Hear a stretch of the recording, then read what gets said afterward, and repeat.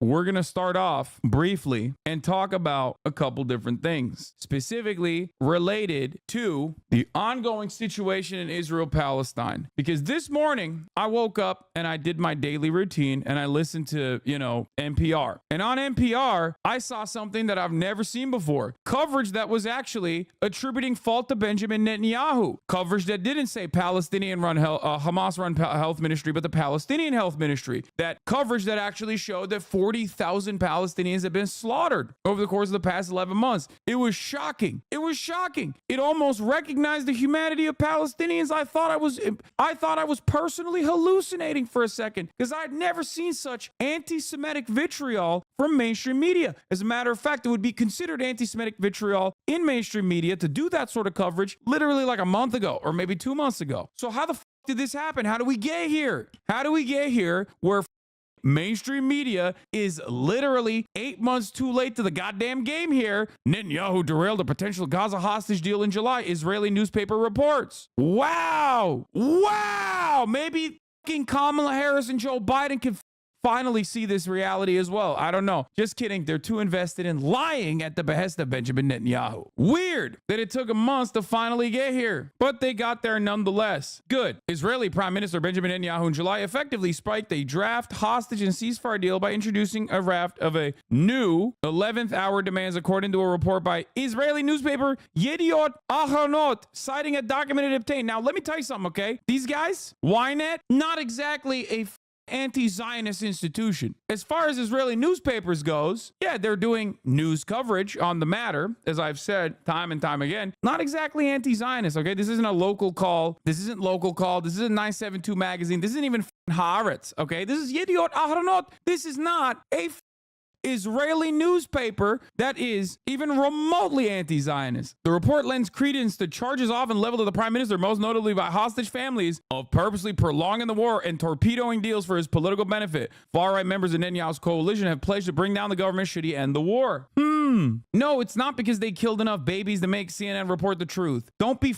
delusional. It's because, and I told you this already, this is happening. It's because 3 out of the 6 hostages that were killed literally were named in the ceasefire proposal in the first round of hostage negotiations. They would have been with their families by now if Benjamin Netanyahu didn't just add new poison pills to the ceasefire negotiation. That's the only reason why there's so much goddamn internal pressure inside of Israel now that like American media even is saying enough. Okay, we have to report this adequately. This is why I said things are changing dramatically with these protests. This is why I said what I said. Do you understand? Because Western media does not fucking care about the humanity of Palestinians. They do not care about that shit at all, okay? Palestinians are nothing. They are collateral damage to Western media. They're nothing. But you know who is something? Israeli citizens, hostage families. And when hostage families, Benjamin Netanyahu's own fucking cabinet members, Benjamin Netanyahu's own defense minister, Yoav Gallant, and numerous other, and every single fucking Israeli newspaper is like, Benjamin Netanyahu, do the ceasefire deal. God damn it, enough is enough. American media, which normally, by the way, I don't expect this from New York Times, by the way. New York Times would probably not cover this because like in terms of ultra-Zionist creed, okay, bullshit, I would say New York Times is up there. CNN is a close second. New York Times is one of the worst though, in terms of like objective or rather liberal, supposedly objective, supposedly liberal media.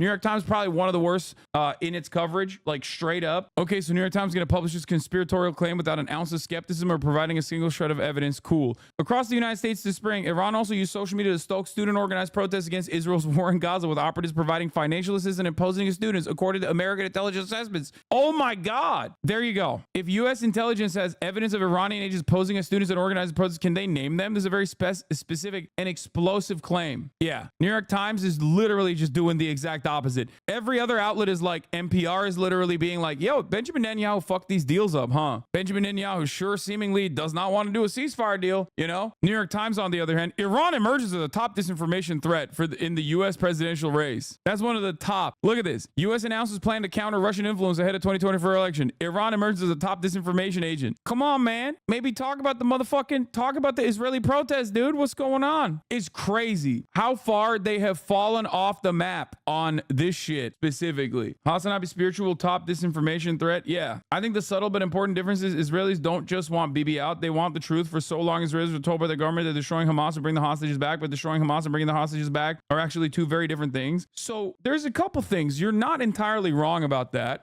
Ultimately, Israelis don't give a shit what happens. Like, by and large, massive subsects of the Israeli society don't give a fuck about what happens to the Palestinians. They actually either A, want them all killed, B, want them, or even if they are all killed, it just doesn't like matter to them enough to like do something about it. And then there are obviously the pussy ass socialist to fucking older Ashkenazi Jewish population that does care a little bit. They're like kind of anti-war and they do protest. You got like the standing together group that has grown in size and that ideologically is like all the way from liberal Zionists to like anti-Zionist. It's comprised of like the largest force internally inside of Israel that is conducting anti-war protests that isn't just about retrieving the hostages. But of course, the largest force that you have seen so far are people who are directly, aligned with the hostage families. That is the mass organizing that has occurred in Israel. And of course, many of those people don't necessarily give a fuck about what happens in Palestine, what happens to the Palestinians, but they want their fucking friends and their family members back. That's something to consider. It's important.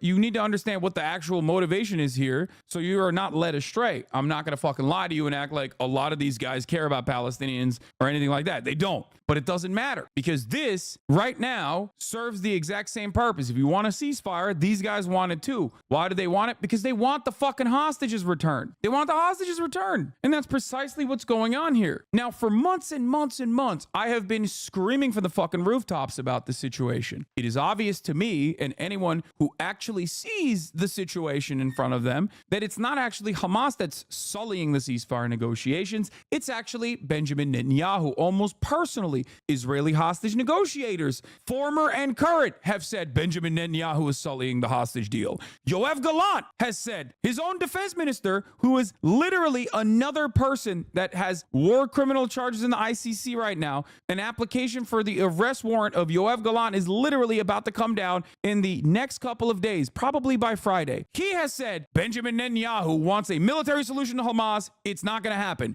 Rear Admiral Daniel Hagari with the big ass ears that you know very well, the guy who went down to the tunnels and was like, remember that calendar? That's a terror calendar, which it turns out it was just a regular calendar. That guy has said there's no military solution to Hamas. Everyone fucking understands this. People are starting to come to that recognition even in Israeli society, especially when, you're supposed to be militarily dealing with Hamas, but all you have created for Israeli society is destruction of your economy. You have a shit ton of reservists that are up. You have thousands of dead soldiers, IDF soldiers. The amount of IDF casualties is akin to like fucking 12 years of occupying Lebanon at this point. It's like crazy the amount of fucking people that have died. The amount of IDF soldiers that have fucking gotten smoked by dudes who are 18 fucking years old wearing busted ass Adidas, running up to fucking Merkava tanks and just dropping a grenade and then piecing the fuck out back into a goddamn tunnel system. It is crazy. The incompetence is out of control. It is very obvious that you cannot deal with these people militarily. You can't do it. And every parent you kill, every child you orphan, most likely going to be either Hamas or whatever the fuck else comes from the ashes, okay? Even if you were to destroy Hamas, you cannot destroy people's interest in wanting to be free, okay? That's just a normal human basic necessity. Hasan glazing Hamas right now. Bibi is crazy, but you guys keep being surprised. Hasan glazing Hamas right now. Bitch, I'm not glazing Hamas. What I'm simply telling you is if you fucking kill people, yes, their orphans are going to be like, hey, the guys that killed my parents, the guys that blew up my school, I fucking hate them. I'm going to fight back against them. It is the most understandable thing. If that were to happen to you, my expectation would be for you to fight back as well. Ridiculous to assume that Palestinians are supposed to just sit there and get fucking murdered. You know what I mean? What a craziest expectation. Yeah, look at that. Hamas rebuilds forces in northern Gaza, recruits 3,000 fighters. New report. Like, what did you think was going to happen? This happened in Afghanistan with the Taliban. Some random account posted. Look at this guy. A legendary Intifada monologue. What shouldn't happen? Killing 260 people at a music festival. No, you're right, man. That just happened on its own because, like, bad guys wanted to do bad things. You're right. Do you think the Israeli state was just, like, peacefully coexisting? They didn't deserve it, you idiot. My goal is solutions. Your goal is the continuation of violence. This is literally October 9, by the way. For those of you who don't know, that's from October 9. This is me talking back in October 9. You want every single Palestinian to be executed ruthlessly in the streets. How do you think this happens? You think these people are just like, oh, we were violent because we want to be violent? Or do you think it's because you have entrapped them, you have bullied them, you have subjugated them? 2 million people live inside of Gaza. They're not even people in the eyes of Israelis. The average age is 18 years old. 57% unemployment. They can't even get concrete inside of Gaza so they can build water salination plants because 97% of their water is toxic. They're dying of mass starvation. You cannot push people into a corner their whole lives and not expect them to fight back at a certain point. Y'all got it all figured out, huh? Well, I don't think we have it all figured out. Sorry, I'm just mad today. Bro's mad. Yeah, of course I'm mad. I don't think we have it all figured out, but I will say, again, in the eve of mainstream media, CNN, all these fucking cherished institutions of wonderful journalism finally catching up to the fucking reality on the ground in Israel, the reality on the ground in Doha, something that I've been screaming about for the past fucking 6 months at this point. I don't know. You know, maybe I do have some things figured out. Maybe I just have a different point of view. Maybe I look at the situation and analyze it with the actual recognition of the humanity of the Palestinians. Perhaps that might have something to do with my commentary being correct and everyone else being fucking incorrect. And when you're talking about 40,000 fucking dead people, like, and you're not mad about it, I don't know what to tell you, you know? Not 6 months. You've been screaming about this for years and I respect the fuck out of you for it. Yes, specifically in terms of Palestinian emancipation and many other issues that I cover on a regular basis. Of course, I've been talking about it for the past 10 fucking years nonstop. But in terms of like looking at the situation and being like, this is Benjamin Netanyahu fucking up the bag. This is Benjamin Netanyahu fucking up the negotiations. This is something that Americans can like look at and if they actually were to look at the other sources that are readily available and maybe apply a little bit of fucking logic to it, you'd be like, maybe the party that killed the principal negotiator on the Palestinian side is not exactly really interested in doing a fucking ceasefire, you know? I'm noticing a separation in the liberal Zionist crowd. Those here in the U.S. are mostly still exclusively blaming Hamas.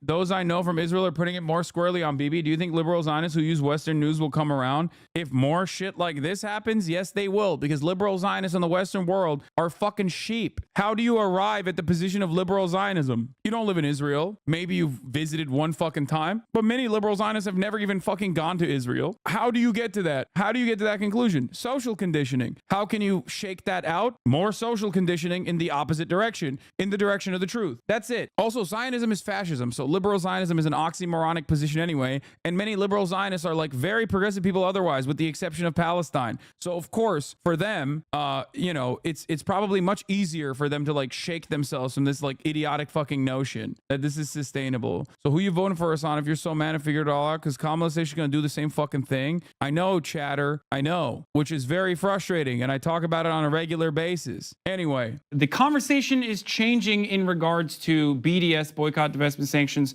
movement in America. Partially because of progressive Muslims like Rashida Tlaib and Ilhan Omar. Palestinians don't have to be saints. This was Agitative Propaganda, the show, the short show that I had on the Young Turks. This is me talking to Mehdi Hasan, talking in 2019 about Islamophobia in the United States, talking about boycott, divestments, and sanctions, all that good stuff. My life. The conditions in which Palestinian people living in the West Bank are subject to these horrific conditions, horrific living conditions by the state of Israel, America's greatest ally and the only democracy in the Middle East, if you ask Republicans and even liberals. Very much so. I mean, it's definitely shifting. Some would say this has been a pivotal moment in the debate over Israel-Palestine, definitely in my lifetime, definitely in my career of watching American politics and following American foreign policy on the Middle East. And it has come as a direct result. The reason Peter Boehner can go on CNN and talk in that way, and credit to Peter, good for him for doing that, is because Rashida Tlaib and Ilhan Omar opened this conversation. And actually, in a way, they didn't even open it. It's because that they were attacked. Here's what's so amusing and ironic in this whole depressing, bleak situation. Anyway, I've been there for years, okay? So when people say, you know, Hasan is anti-Palestine, it's pretty funny. Here's another one. Service This too, is from 2018, obviously. May 15, 2018, Israeli murders Palestinians, and we act like it's totally fine. It's not. I've been doing this shit for a minute and a half, okay? Some chatter asked why you look younger, lol, like it wasn't 5 years ago. Yeah, no. I've definitely aged in the past, I would say, 6 fucking years. Right here, this is in 2018. Of course, I have gotten older since 2018. That was 6 fucking years ago. To be fair, I don't even think I look that much older than this. But my point is, I mean, you guys have seen this. You guys have heard it. I'm sure you can pull some of my older fucking tweets about Benjamin Netanyahu sullying the ceasefire negotiation. There's a shit ton of tweets about me talking about the media refusing to recognize the truth on the ground in terms of who's fucking up the ceasefire negotiations. And now they're finally coming around to the reality. Now, will this be short-lived? Perhaps. Actually, I don't even think I look better than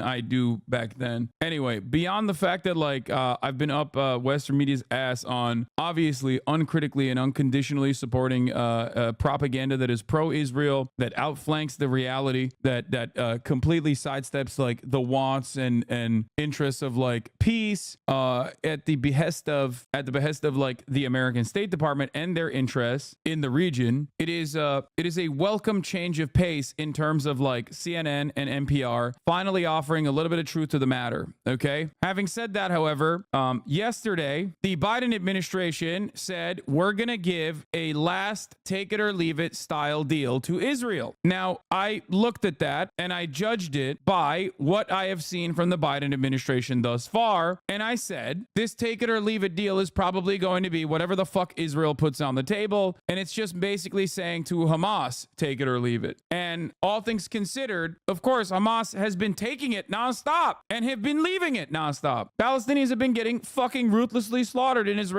by Israeli hands using American arms for the past 11 months, about to be 12. So nothing has changed from the way that they analyze the situation, and seemingly nothing has changed from the way that the American government is analyzing the situation, which is of course insanely frustrating. Having said that, however, America took it one step further, and it seems they chose to do this thing, which is really fucking stupid. They chose to prosecute the leaders of Hamas. The Department of Justice is charging Hamas leaders in October 7 attack. I don't know who this is for. I'm sorry, this is funny. I can't take this seriously. Half of the people that they're charging are dead. There's like one guy remaining that they could even prosecute for this. The Justice Department has charged multiple senior Hamas leaders in connection with the October 7th attack, while demonstrators face off with police in Israel demanding a ceasefire to bring the remaining hostages home. Marcus Moore is on the scene in Tel Aviv. Good morning, Marcus. Well, George, good morning. The Department of Justice charging the head of Hamas, Yahya Sinwar, for his alleged role in the deadly attacks and the kidnapping of American citizens here in Israel on October 7th. Attorney General Merrick Garland pointing to the terror group's killing of more than 1,200 people, including 40 Americans. The DOJ accused 6 top Hamas leaders, quote, for financing and directing a decades-long campaign to murder American citizens and endanger the security of the United States. At the same time, here in Israel, we've seen thousands of protesters back in the streets, really trying to up the pressure on Prime Minister Netanyahu to sign a ceasefire deal and bring home 97 hostages held by Hamas, and that includes 7 Americans. These protests have been intensified after Hamas executed 6 hostages on Saturday. Now, U.S. officials are still determined to get a ceasefire deal, saying that President Biden is personally involved in the negotiations. But one of the major obstacles is Israel's refusal to fully withdraw its troops. Wow. Wait, what? Israel's refusal to withdraw troops is a major obstacle? Whoa, that's crazy. Shocking. Guys, color me surprised, okay? Look, I'm shocked. What? But I've been watching mainstream media for the past, if you've been only tuning in to MSM coverage of the ceasefire negotiations for the past 4 or 5 months and nothing else, you'd be shocked that they're only now recognizing that it was Benjamin Netanyahu that's been responsible for destroying the talks all along. Are you okay? I am. I'm the most okay I've been. What do you mean? Are you okay, Hasan? Are you okay? Is there a chance that Israel off the hostages of false flag operation? Fuck no, dude. What are you talking about? No, there is 0% chance that Israel offed the hostages themselves. Why would they fucking ruin their own PR? Like, yeah, no, they definitely do the Hannibal directive, and they have done it many times over. Okay, they've killed a shit ton of the Israeli hostages, but they're not gonna, at this point, when there's a ceasefire negotiation happening, directly go in to a tunnel and like shoot the fucking hostages themselves. No gain. Why would they?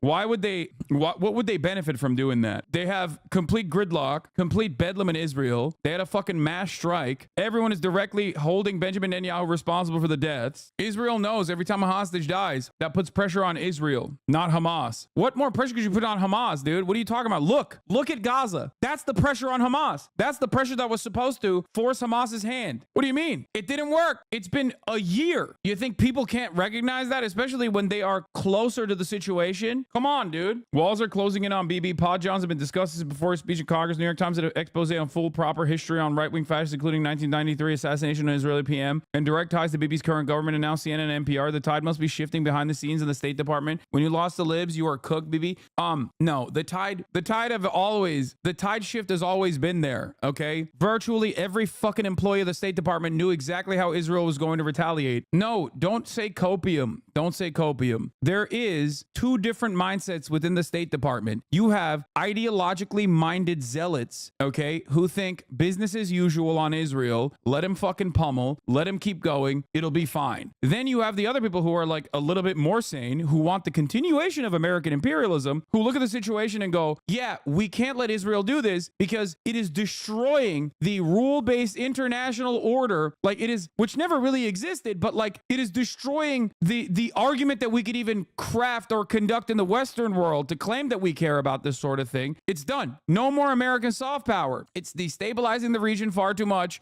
It is destroying our fucking chances of like ever conducting any kind of the facade is being destroyed, right? Like we can never fucking stand on rule-based international order ever again if we continue giving Israel weapons. Okay, it's destroying the illusion of the rule-based international order. So obviously, when there's a fucking genocide going on, the entirety of the third world is already aware of this, but now even the Western populations are becoming more and more aware of this reality, and the government is directly at odds with the citizens. Even if the citizens don't give a shit about it all that much, they still see it. This is, of course, going to be a major problem for American dominance. America also looks weak in this situation. Israel's supposed to be our attack dog. They can't continue this fucking bloodshed without our weapons. So of course, for a lot of people within the State Department who want to continue American imperialism, they're like, this is fucking crazy. Like, we can't do this. We need to put an end to this. So that's always existed. That's why a shit ton of State Department employees fucking quit very publicly, made bold declarations. Like, we're talking about dudes who are responsible for other genocides being like, well, this genocide is going to fuck up the bag for America. Okay. And they are right. So ultimately, that divergence have always existed within the American State Department, considering how much Israel fucking bullies the American agencies in general. If we were to look at the State Department, like, I would say one of the, like, there are obviously very pro-Israel people within the CIA, and then there are very anti-Israel people within the CIA as well, who are like, what the fuck? They keep spying on us. They keep doing whatever the fuck they want. How are you not going to do anything about this? Like, they keep fucking up our operations. It's more so a battle ideologically within the State Department of people who are unconditionally and unimaginably pro-Israel versus people who are like, yeah, I'm pro-Israel, but like, we also have American dominance to care to consider here. So that already exists within the State Department. Now, though, because the contradictions are so heightened and so glaring, so obvious, the hypocrisy is in full display, that it's getting to a point where the media, which always has these two different interests of, one, maintaining the shred of legitimacy that they desperately need to hold on to, which is why they sometimes will give you crumbs of real coverage on situations like this, and the other more powerful reason, which is doing the bidding of the American State Department and propagandizing whatever the American State Department's position, is at odds here, because you can't do both. You can't consistently lose massive amounts of people who no longer believe you have any integrity whatsoever in the broader population and still continue to be a successful communicator of American State Department positions. You just lose that. If you don't do both, if you don't play this like delicate balance, you're going to fuck it up. People are just not going to take you seriously. They're not going to listen to you. They're going to be like, I know you lied about this. That's the reason why I think, while it is in my opinion, a little too late. You have this sort of coverage coming out now. From Gaza's border with Egypt, but a new draft of the U.S. bridging proposal is expected to be presented to all of the sides in the coming days. Rebecca. And now it's been almost a year since Hamas took those hostages from their homes and lives. All right, Marcus, thank you. Yeah, Netanyahu's doing a second press conference. Once again, I'm not going to cover it extensively, but here are some updates internationally in terms of global pressure. This is why I don't just cast aside the 30 weapons contracts that the United Kingdom government sanctioned out of 350. That's still very significant. That is a move in the opposite direction, the direction that they've always been moving towards. That is no longer unconditional pro-Israeli sentiment from the government. That is the government responding to public pressure. That's a huge fucking deal. Make no mistake. Judge the actions in front of you by not what you wish would happen, but by what has happened thus far. If you apply context to the situation, you will recognize that these are unique movements, unique moves that Western governments are making in a direction that they've never made before, at least in contemporary American and contemporary Western history. The German government is highly frustrated with Prime Minister Netanyahu's policy regarding the negotiations on the Gaza hostage and ceasefire deal and the fact that he does not prioritize the issue enough, a senior government official told me. German official. Why it matters. Germany's diplomatic and security support for Israel has been critical since October 7 attack. Germany blocked a series of anti-Israel initiatives in the European Union and UN institutions. The German government is very concerned about the murder of 6 hostages by Hamas. The government deputy spokesman Wolfgang Büchner said on Wednesday that the murder shows that the hostage deal is the most important thing. All other considerations should be pushed to the backseat. Everyone involved in negotiations should demonstrate maximum flexibility and be ready to compromise. Over 10 German citizens are still being held captive by Hamas in Gaza. Several family members of Carmel Gat, a hostage who has been murdered in captivity by Hamas, are German citizens. German Foreign Minister Annalena Baerbock will arrive in Israel on Thursday and meet with the families of the German hostages. She's also expected to meet with Israel's foreign minister. The senior German official said that the frustration in Berlin with the Netanyahu government is increasing because the impression is that Netanyahu does not prioritize reaching a deal for the release of hostages and a ceasefire in Gaza over the continuation of the war against Hamas. According to the German official, this is in addition to a series of other measures that increase concern in Berlin, such as inflammatory statements and actions by ministers in the Israeli government. Why is this important? Because Germany, with the exception of a select few allies in the American government, is unconditionally the biggest dick riders of Israel. They love fascism in general. They're like fascism here, fascism there. We don't care. We love fascism. They are super pro-Israel for a couple different reasons. I've described it time and time again. One, because Israel is obviously killing their new enemy, not Jewish people, this time Muslim people. So that's really good. And number two,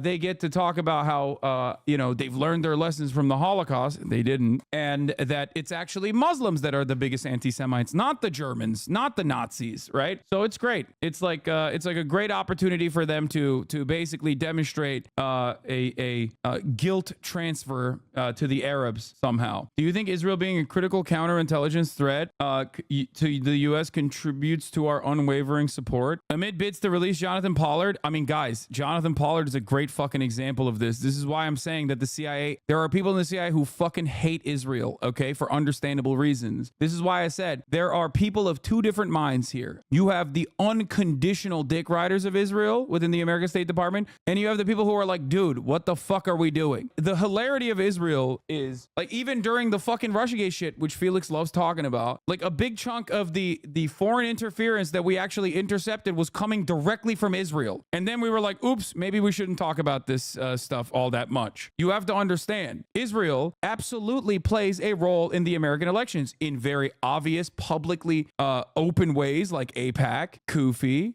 demonstrating the interests of some of the most far-right elements within Israeli society in terms of continuing the apartheid, in terms of continuing the genocide, and then also in more covert ways, like the bots and shit that you see every now and then. Didn't even Obama not fuck with Netanyahu? Yeah, I mean, Obama was one of the most like anti-Israel politicians in the highest office for sure, which is hilarious to say because ironically enough, Barack Obama gave Israel $38 billion on his way out, by the way. So it's pretty funny that like the standards are that fucking insane. And yes, doing the Iran denuclearization agreement literally was the biggest fuck you to Israel that America could ever do in terms of its foreign policy. That is precisely the reason why Republicans famously invited Benjamin Netanyahu to speak at the U.S. Congress. So yeah, that's like anti-Israel as you're going to get a guy who gave Israel $38 billion fucking dollars. And if you ask ultra Zionists or even Zionists in general, not liberal Zionists, but ultra Zionists and Zionists in general, they will literally fucking tell you Barack Obama is a Jew hater, like straight up, aside from a bunch of other anti-black slurs and maybe call him a Kenyan Muslim man. So, but let's get back to this point here. Jeremy Scahill from Drop Site News, formerly of The Intercept, talked to the breaking points about his latest investigative reporting. Here is what America is potentially doing. Happy to be joined this morning by Jeremy Scahill, who, of course, alongside our own Ryan Grimm, is co-founder of Drop Site News. Great to see you, Jeremy. Good to see you. Good to be back. Yeah, of course. So you have some bombshell reporting about these ceasefire negotiations and really pointing the finger at, in a conclusive way, at Bibi Netanyahu for intentionally undermining a deal that he had already agreed to. I can put this up on the screen, and you can elaborate here a bit more. But effectively, Hamas agreed to a three-phase deal that actually backed down on what was one of their key demands, that there be a permanent ceasefire. This was something that supposedly the Israelis had already agreed to, and yet after Hamas says, okay, yes, we accept, then Netanyahu, specifically enabled, as you point out, by the U.S., layers on a bunch of additional conditions intentionally met to undercut the achievement of a deal. Talk to us about the documents that you were able to gain access to and put this in a broader context for us. I mean, the broad context is that for the past 10 plus months, the narrative from the United States and Israel has been that Hamas has been blocking a My sister-in-law's brother is a Palestinian in Gaza who watches and loves you, especially your gaming. He was injured in an airstrike and has been watching the stream from the hospital, even though he's now missing an eye. I told him I would write in chat on his behalf. Can I pass on his message? Yes, of course. Why is everyone turning now? It seems like it's a coordinated effort. First of all, this is Drop Site News, and this is literally, not only is this Drop Site News, but also this is Jeremy Scahill. They've been fucking hitting this point over and over again for months at this point, including on this broadcast. So this is not new for them. What is new, however, is that the mainstream media is now catching up, playing catch up. Ceasefire. And, that has not been true throughout this entire time. Certainly, Hamas and Israel had very different perspectives on what they wanted in any document that established a framework for a ceasefire. But it's been propaganda from the beginning to state that somehow unilaterally Hamas was sabotaging it. But let's fast forward to the very current situation. You have Kamala Harris anointed as the Democratic nominee for president in Chicago earlier in August, and you had AOC and others praising her for working tirelessly for a ceasefire, saying the White House was working around the clock for a ceasefire. And what they were talking about is that President Joe Biden in May announced that that he was going to present a framework for a ceasefire that had actually been presented by Israel. And he said, now the onus is on Hamas to accept this deal.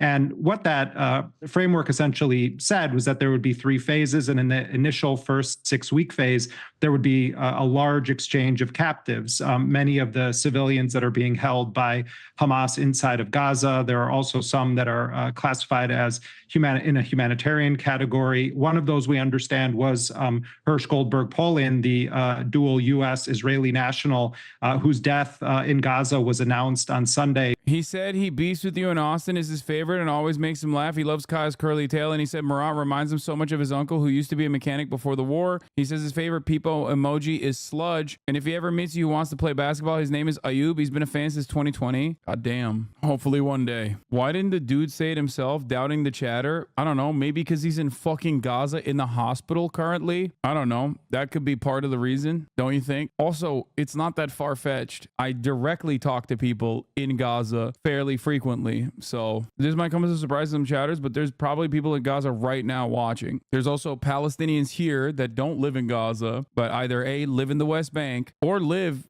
in diaspora that speak to their family members who are in Gaza on a daily basis. Anyway, let's continue. By Israel. And so you had this framework. Hamas then looks at it. They gave some notes on it then, within the next 10 days, and they said that they wanted to be able to negotiate a permanent ceasefire in the first phase of the deal. Now, according to my sources in Hamas, they were told by the international mediators, Qatar and Egypt, this was a deal breaker for Israel and the United States. And so Hamas deliberated on that. The United Nations Security Council endorsed the so-called Biden framework. And by July 2nd, Hamas had actually backed off of what it was one of their most important demands and made what they thought was a really big concession by taking that language out of what they were insisting on. They then go back to the mediators, and the documents I have show that on July 2nd, Hamas formally informed both Egypt and Qatar, the two main mediators dealing with the United States and Israel, that they would accept the terms of the framework based on an American amendment. And Hamas sources told me that the Americans acknowledged that Hamas had accepted that framework, and they went back to Israel. And then Netanyahu bombards the process with a whole slew of new conditions, including an indefinite presence of Israeli troops in the Philadelphia corridor, which has been governed by agreements going back to 1979 and 2005 with Egypt and Israel. Israeli forces are not supposed to be in the Philadelphia corridor or controlling the Rafah crossing. And they also insisted that they would maintain troops in what's called the Netzarim corridor, which essentially splits Gaza in half. So Hamas said, no deal on this. We already agreed to something. And so what we've seen is Antony Blinken running over to Tel Aviv and traveling around the Middle East. And now what's happening is they've tried to say to Hamas, yeah, we know that you agreed to this, but now you have to accept parts of these other demands that you've made very clear you will not accept, which is an indefinite Israeli troop presence inside of Gaza. Yeah, everything that Scale's talking about here, where's the sourcing on this? Brother, use your eyes. What's really funny about what you're saying here in terms of like where's the sourcing on this, which is at Dropsite News, if you would like to, if you want to specifically go to the source that Jeremy Scahill, the primary investigative reporter on the subject matter, is just basically reiterating on Breaking Points with Crystal and Sagar. But beyond that, if you're looking at like the actual sourcing, it's coming, one, directly from Hamas officials, and two, it is now also coming from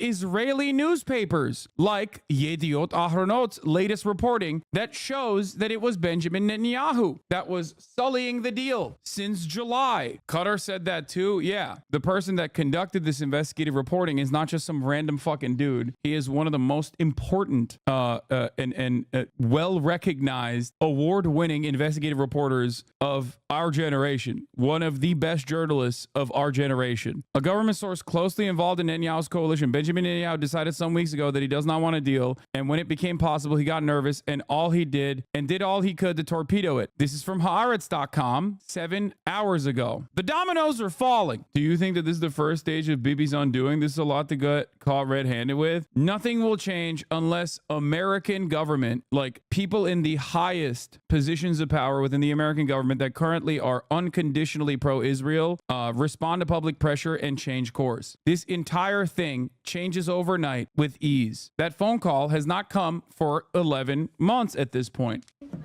Moving back to the West Meanwhile, here's what the State Department is still doing in a holding pattern. Bank. There was a footage 2 days ago showing Israeli bulldozers targeting a group of journalists, including journalists working for TRT and Anadolu, while they were covering Israeli raid in Jenin. Do you have any comment on that? And generally, and do you have anything? Aren't there sources where Bibi told Gallant in an argument about the deal that Biden backs him? So why is he opposing his demands? Biden is not opposing his demands. I heavily suspect that the whole, we are indicting, the American Department of Justice indicting Hamas officials 11 months after October 7 in the midst of Benjamin Netanyahu getting a shit ton of internal pressure is a deliberate way to try and move the conversation in a direction that they want to have, which is remember Hamas, remember October 7. It's not working, it's unsuccessful, but they're literally still openly showcasing that they are not interested in actually forcing Benjamin Netanyahu's hand at all. They are firing off on all cylinders. This is a threat to Israel again. And secondly, sir, more than 40,000 Palestinians have now been killed in Gaza,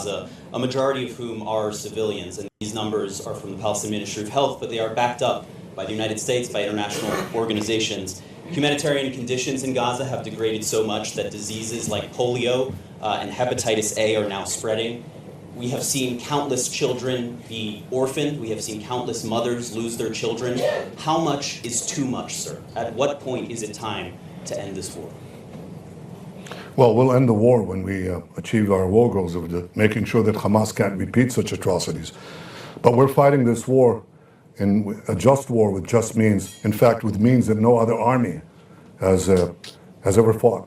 No other army has taken the precaution. I mean, he's right. No other army has dropped 5 atomic bombs on a densely populated civilian area that it is the belligerent occupier of. That's literally true. Historically speaking, no other army in world history has ever dumped 5 atomic bombs worth of munitions into an area that it is currently the belligerent occupier of. So he's not wrong. Whenever Benjamin Netanyahu says stuff, because it's such pure projection, or not 5 atomic bombs. The United States of America dropped 2 on civilian territory that it was not the belligerent occupier of. That Israel has taken, sometimes at great risk, to make sure that we minimize the number of casualties. You talked about polio. We enabled now massive vaccination of polio. We want 90% of the Gazan people of Gaza vaccinated. I think 200,000 I think we're vaccinated today.